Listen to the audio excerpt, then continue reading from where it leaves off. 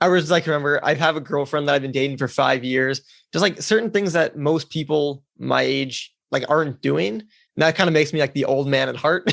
And also thinking about investing and thinking about my 5-10 year projection. Now, I don't know exactly where that's going to be, but I've at least thought about it. Whereas I guess most people just don't.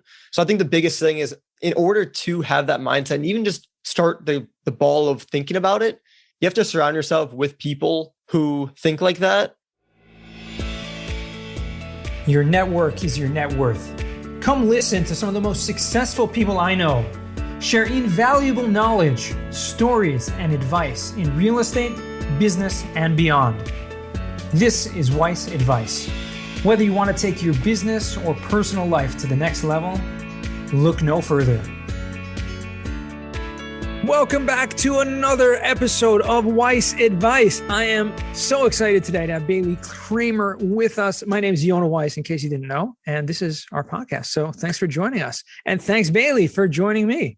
Yes, I'm super excited, Yona, ready to get into it. I am at least as excited as you are. Looking forward to this and glad we finally got a chance to meet in person just a few weeks back in Orlando at the Jake and Gino MM4. That was an awesome conference. Met a tremendous amount of incredible people there and was really excited to see you in the parking lot when I pulled up early in the morning. So great to see you. And let's just give a little context. I mean, before we get into this conversation, so our listeners have a little context and understand how incredible and awesome you are and the trajectory that you've created and that you're going on right now. You're still in college, right? You're finishing up your last year in Orlando, the University of Florida, and started learning about real estate investing while in college, had no previous experience, and have since bought your first property at the age of 20 and are literally, on your way to just greatness. I mean, if I may say so for myself, I mean, already having closed, bought, and even sold a few properties in the course of a couple of years is just incredible. Yeah, I appreciate you, Yona, and thanks again for having me on. So just to give the listeners a little bit more of a background. So going into college, I always knew I had that entrepreneurial spirit. Bringing it all the way back, Shark Tank is like what I give the main credit to, is giving me that energy and just willingness and want to basically create my own future, be the boss, be creative, and obviously make a lot of money in the process. So when I went to college, I just was a general business major. I didn't have any idea exactly what I wanted to do. All I knew was I had one goal, and that was when I graduated college, I'd be self-sustaining, meaning the income I create for myself from my business ventures, that's what I'm going to be living off of. I'm not going to get a W-2.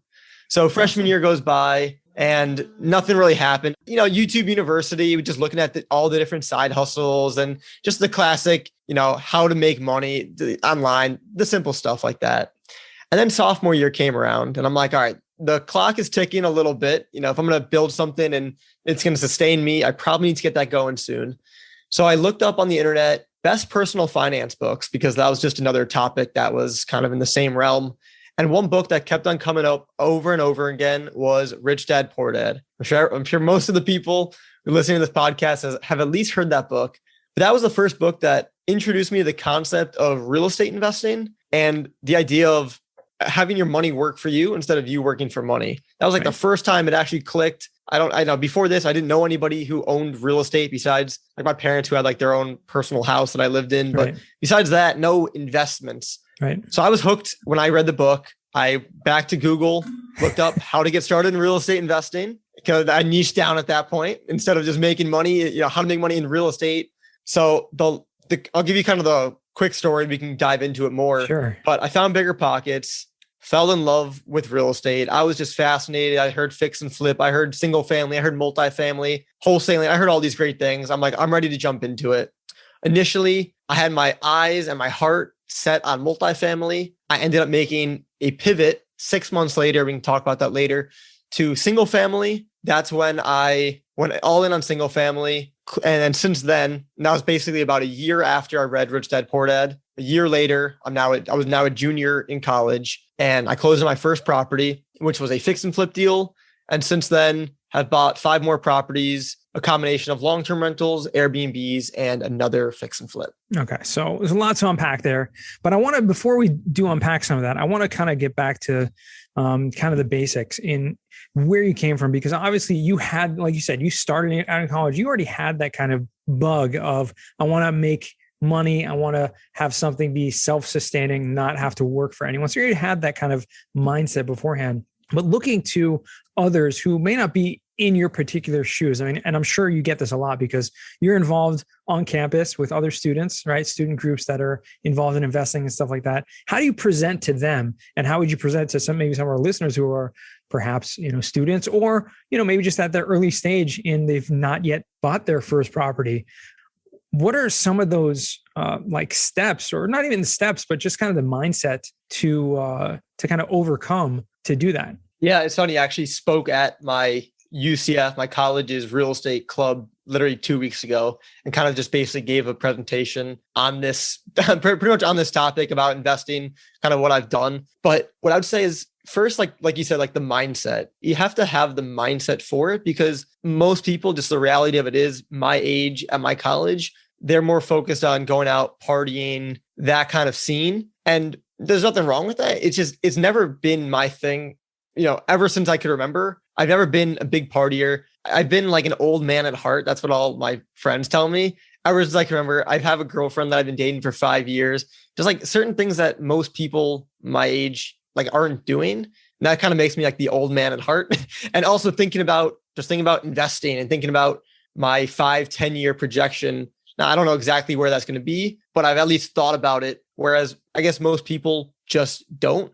So I think the biggest thing is, in order to have that mindset and even just start the ball of thinking about it, you have to surround yourself with people who think like that. And luckily for me, when I was little watching Shark Tank, my dad was always that person that it was joking around, but it was kind of serious too. Like we'd be out on our boat and I'd see a huge yacht and I'd say, Dad, I'm going to own that yacht. And he'd point to one and say, how about this one? I'd be like, no, bigger.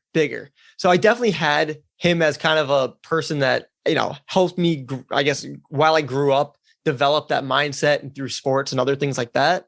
But just, whatever age you're at, as long as you're surrounded by the right people, that's kind of the key to that. Yeah, I think that's huge. That is key. Surround yourself with those people who are doing what you want to do. And like you said, for most kids in college, they're interested in partying because that's who they're surrounding themselves with. And if they wanted to be serious about investing or serious about anything in particular, go surround yourself with those people. If you want to, be a good musician, right? Hang out with the band and, go exactly. To music lessons, do whatever it is, like anything you want to do. So thinking about your future and like you said, your 5-year, 10-year plan, at least thinking about that and figuring out kind of reverse engineering, like how can I get there? And that's going to change. Like it's probably going to change every single year. And like you said, you first were like, okay, multifamily is the thing. And then you're like, okay, single family is the thing. And you bought a few single families. And now you're like, okay, this is awesome. It's working. But it could very well be in a year or two from now, you'd be like, okay, maybe self-storage is the thing or whatever it is, because who you're surrounding yourself with and opening yourself to opportunities. That's really where I think for all of us, but especially people who are young and starting out, that's where you're going to see the main difference. Absolutely. And it's funny because one other thing I want to mention is people, again, my age, a little bit older, it might look like I have it all figured out and I know exactly what I want to do. And I'm still figuring out what I want to do. I have no idea if it's going to be Airbnbs for the long term, being multifamily. I know for sure, 100%, 110%, it's going to be buying real estate in some way, shape or form, because going back to just the roots and the principles of Rich Dad Poor Dad, that's what got me into, okay, I know real estate as a whole is the place I want to be. But as far as where in real estate, right, I'm still figuring that out. Absolutely. So, I don't even know. And I'm totally okay and content knowing that I might not ever be content, like where I am. I could always be wanting a different asset class and obviously being thankful for where I am, of course, but I don't know. I don't think I ever need to be stuck in just one asset class in one direction. So that's cool with me. Yeah. And I think the principle of the thing, as you mentioned, is realizing and understanding and applying that having your money work for you And instead of trading your time for money, which is what most people do when they're, having a career, having a job. Obviously, you spend time in real estate investing, that's for sure. Right. But the fact that you have your capital, once you have those investments, there's a lot of that's hands off. And a lot of those things can just be working on their own. Obviously, fix and flip, there's a lot of work that needs to be done there, right? There's a lot of back and forth. There's contracts. There's dealing with issues. But Airbnb is a great example. I work with a ton of clients. We've had on this podcast a few people already who are very into short-term rentals. We've had Avery Carl and her husband Luke Carl on the show, and both of them are just rock stars when it comes to short-term rentals, Airbnbs, and realizing that once you get something set up and you understand how to do that, it's pretty much like hands off. I mean, there's a little bit of time communication wise with dealing with, maybe a couple of vendors or maybe dealing with guests as they're checking in, checking out. But other than that, like I have clients, and maybe you can just talk to this a little bit from your own experience, but people that are saying they're literally working maybe a half an hour a week on a property and is, netting them, anywhere from $10,000 to $50,000 in profit, working a half an hour a week. That's pretty incredible. Yeah. And I found the same numbers, same kind of stats. The only thing is, so with Airbnb, all my properties I manage, by the way, are all remote. So I'm in Orlando, Florida. I have a property in Wisconsin, 2 Airbnbs in Illinois, and I'm actually starting to manage one property in North Carolina. And I'm in the talks with 2 more clients just in North Carolina to manage their properties. And again, I'm completely remote and have no plans of living in any of those places. Right. So as far as like the systems and the processes, like that's key. And then also the timepiece to it as well. I'm really only needed now that everything's set up when something goes wrong. And that's like the only caveat, because things don't go wrong when you want them to go wrong. They go wrong at like the most inconvenient times, of course. So for example, like I'll give you one quick, not so fun story. I was at my girlfriend's sister's Friday night wedding dinner, like pre-rehearsal, and I get a message that the window broke in our Airbnb. And I was like, wow, this could not be any more inconvenient. And I had to take care of it. Luckily, I had a partner on the deal where I just texted him and said, hey, listen, and he was free. So there's things to get around it. And as my portfolio grows, I'm starting to take on help as well. So I can kind of outsource those headaches. But yeah, when a guest submits a request to stay at my place, an automatic message is already going out to them. If they don't have an ID or an email attached to their Airbnb account, it's automatically asking them to do those things, so that when I need to go in, I just need to accept the booking. And there's some times where it automatically accepts the booking if they're already a good guest. So that's all automatic. Cleaner communication. When someone accepts a reservation, it automatically texts the cleaner. The day before the cleaner's supposed to come, it texts her again. So all these things are happening automatically, and there's a lot more automations to it as well. But it's really a set it and review it once in a while. You can't completely forget it, but it's definitely, I would say, the 30 minutes is probably pretty accurate. That's awesome. That's amazing. Now, let me just ask you, because Orlando, I mean, you're in Orlando. Orlando is a pretty active vacation rental market. In fact, I know, like I mentioned, Avery, the short-term shop, like one of their main markets is actually in Orlando. So I'm curious, is that something you've looked into, or is it just you're more comfortable in places that other places where you knew beforehand? Yeah. So the reason why I didn't go for Orlando, it was pretty simple. So one, I lived in Wisconsin, which is, and again, an hour away from my properties in Illinois. So just like that local factor, that's number one. It's not like this foreign farmland that most people think of. Like that's where I'm from. So that's number one. But the second thing is through just my networking, where I went super heavy on in the beginning of and I still obviously network pretty heavy now, but I met somebody and I actually joined a mastermind group, and I met him through the mastermind group. And he was based in Illinois, an hour away from where I was in Wisconsin. He had a little bit more experience than I did. And he came to me and said, hey, I need help finding deals. This is like when Corona hit, deals were, you couldn't really find deals on the market. And he said, I need some help with some off-market lead gen. Do you want to help out? And I said, heck yeah, I don't know what I'm doing. I have a lot of time on my hands and I'll hustle, but I don't know what I'm doing. And he basically took me under his wing and we learned it together. He had more life experiences like car sales. He never did any off-market lead gen. So we kind of learned it together, and I just pretty much did the legwork with the time. And then he filled the void with really his experience, which helped a lot. That's awesome. So it really comes down to the partnership. And I think that's a very valuable lesson to anyone listening to this, that if you don't need to know everything, you can jump in without having any really experience, kind of learn on the way, but leverage a partner. And I think there's so much value in that, to just have a partner in whatever you're doing. And obviously you can do it on your own. Anything can be done on your own, but sharing, leveraging one another's time and experience, and also just resourcefulness is sometimes you can figure out a problem better when you have two heads knocking at it. For sure. And especially when you're lacking the experience, the capital, you're not, age should not be a limiting factor. But when you don't have any deals and you're young, just evidently it's a limiting belief just clouds over you. And obviously that's something that I was able to break through, again, by networking with the right people. But definitely when you started with nothing, it seems so daunting. So by pairing with somebody, it's almost like I gained his 20 years of experience, or 20 years of adult life by just partnering with him. Now I didn't need to figure out all these different things on my own and waste my time. I pretty much got plugged in right away. Incredible. It's awesome. There's so much value in just apprenticing and just having, someone, a mentor, or someone older than you who has more life experience. So you can just kind of rely on them to learn from that. That's awesome. I do want to kind of circle back to something you mentioned before. Just in passing, you mentioned you spoke at this local, it was a college on campus meetup. Like what was that exactly? Yeah. So we have a local UCF, that's my college, UCF, University of Central Florida, real estate club.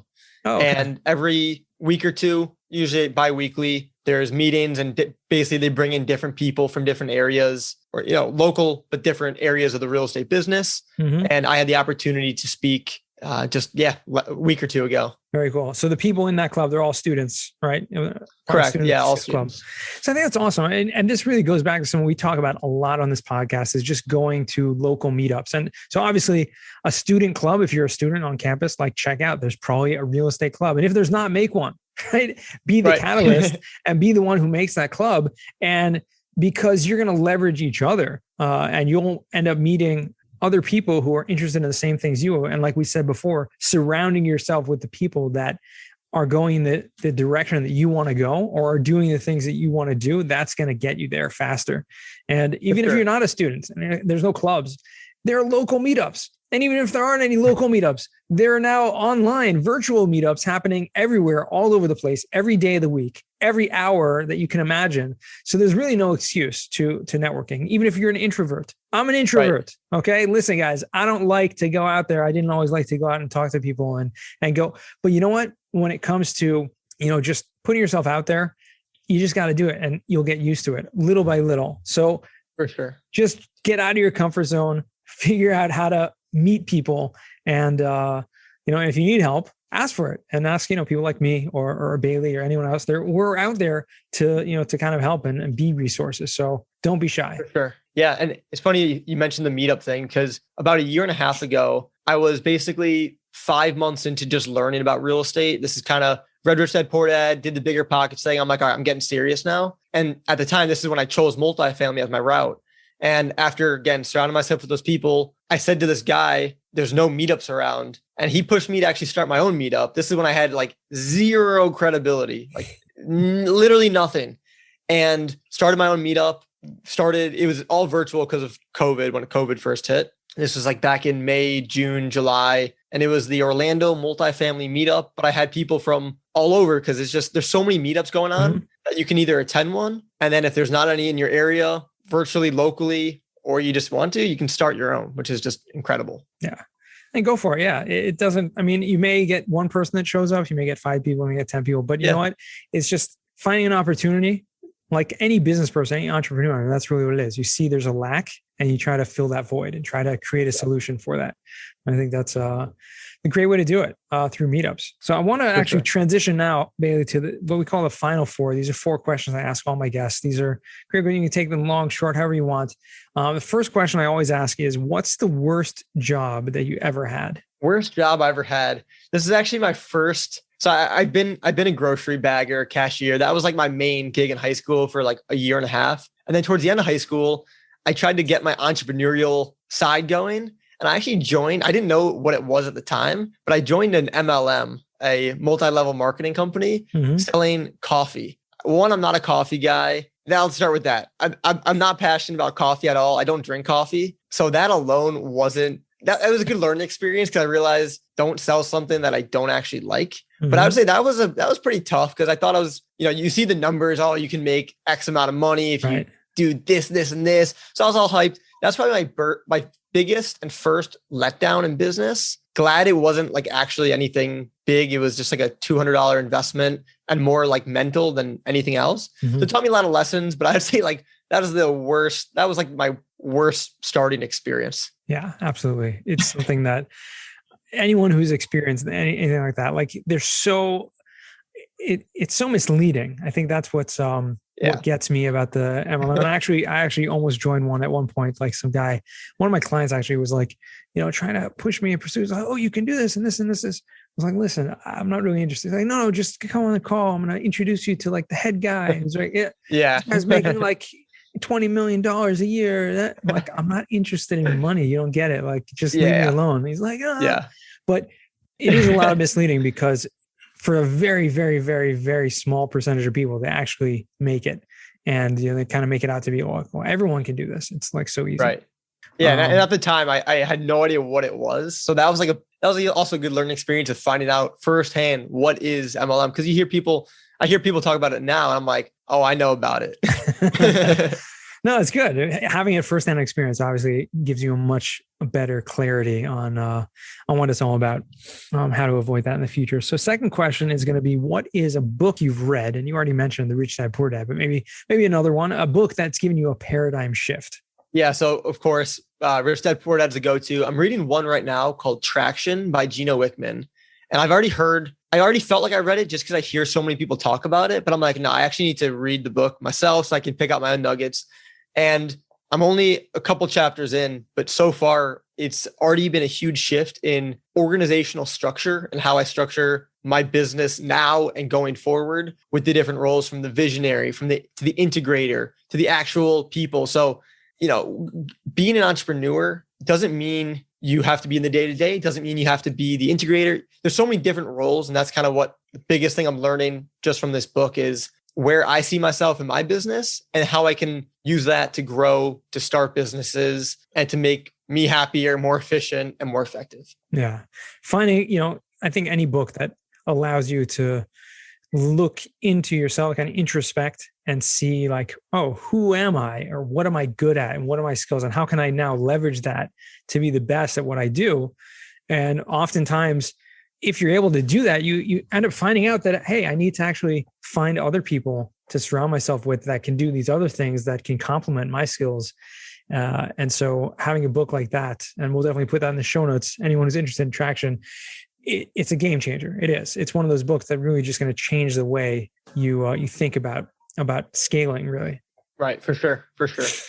So third question, what's a skill or talent that you would like to learn? Yeah, if I could learn one skill, it would probably be within the digital ad space. It's something that I have zero experience with. And now I'm at the point where I think my time is better spent somewhere else and hire that out. But if I can go back to my high school self and say, hey, learn one skill, I would say learn about ads and Facebook, Google, but also just kind of like the psychology behind it. And also copywriting is another huge one that kind of goes hand in hand, is how to write compelling stories. If I like going back, that's what I would have done. Again, now I think my time is better spent elsewhere, but yeah, just copywriting and learning ads is just huge. Those are great. Yeah. Great skills there. What about now going forward? Come on, anything. It doesn't have to be business related. Anything you'd like to learn. Learning, honestly, another language. So Spanish would be my next, or I only know English right now fluently. I'm pretty much fluent in English, but Spanish, if I could learn, Spanish has always been on my radar and definitely something I want to do for not necessarily just for business. That's kind of more of a personal travel thing and just connecting with people. So that'd be my next thing, Spanish. That's huge. That's awesome. That's great. Learning new languages is incredible. You really do. The best way to do is really to kind of immerse yourself. And if you can travel somewhere where you're just surrounded by people speaking that and you have no choice. Yeah, exactly. Awesome. And fourth and final question, what does success mean to you? Yeah, that's a tough one. So success, I think what success is to me is chasing your true goals, your true reason, your true why. As long as you're in the actual hunt for it, to me, that's success. Although for me right now, I haven't accomplished all my goals. I'm not going to be where I am in 10 years, but also in 20 years, I'm going to be farther ahead than I was 10 years ago. So as long as I'm in the active pursuit of what I'm trying to do, and I'm doing that on a daily basis, that's success to me. That's what it's all about. Just being a little bit better every single day. And even not a little better, at least you're aligned with where you want to be going, right? And just being cognizant of that, being aware of that, and keeping track of that, keeping yourself accountable. So I love that. Yeah. Success is really, and we've said this a lot on the show, and a lot of guests kind of share this as well, this thought that success is not a destination. It's really a journey. Like it really is. Like every day, if I can do today, accomplish something, even if it's one thing, like that's successful. That's good. Right. I think too, like kind of going back to, again, the earlier mindset of like the high school, middle school days is people just see a fancy car or they see a high paying job as that success. But realistically, once, you start to just live life and get a little bit older and surround yourself with more people, you realize that it's definitely not a destination. You don't just get to success and then you're chilling for the rest of your life. It's definitely an ongoing place. Yeah, 100%. Bailey, this has been awesome. Really great speaking with you. Where can our listeners find you or reach out to you? Yeah, absolutely. Best way is through Instagram, _Bailey_Kramer. You can also find me at baileykramer.com. I'm on Facebook, LinkedIn, TikTok even. So you can find me pretty much. If you look up my name, Bailey Kramer, you'll find me on the internet. Hopefully. Yeah, we'll find you. And we'll put those in the show notes also if anyone's interested in connecting with you. I really hope they do. And this has really been an awesome conversation. I'm excited to see where you are going because I know it's going to lead to good things. And I'm really glad we got the opportunity to speak and catch up today. Yeah, thanks, Yona. Appreciate you having me on. Oh, my pleasure. And to all our listeners, thanks for joining us again all the way till the end, listening to this great conversation. And remember, the best advice comes only when you ask. Real quick, I have one question for you. Did you like this episode? If you did, I want to ask you a huge favor. See, the biggest thing that helps this podcast grow and that will spread this message to the whole world is that if you leave a review, a rating, and subscribe to the podcast. What that does is it basically tells the platforms that this podcast is out on is that you like my stuff and I'm doing something right. So take a few seconds out of your day, hit that subscribe button, leave a rating or review. I would be extremely grateful. Also, I want to hear from you guys. So I want to hear some feedback. If you have any questions for future episodes, please find me on LinkedIn. Send me a DM, a connection request, Yona Weiss, and I'd love to hear from you.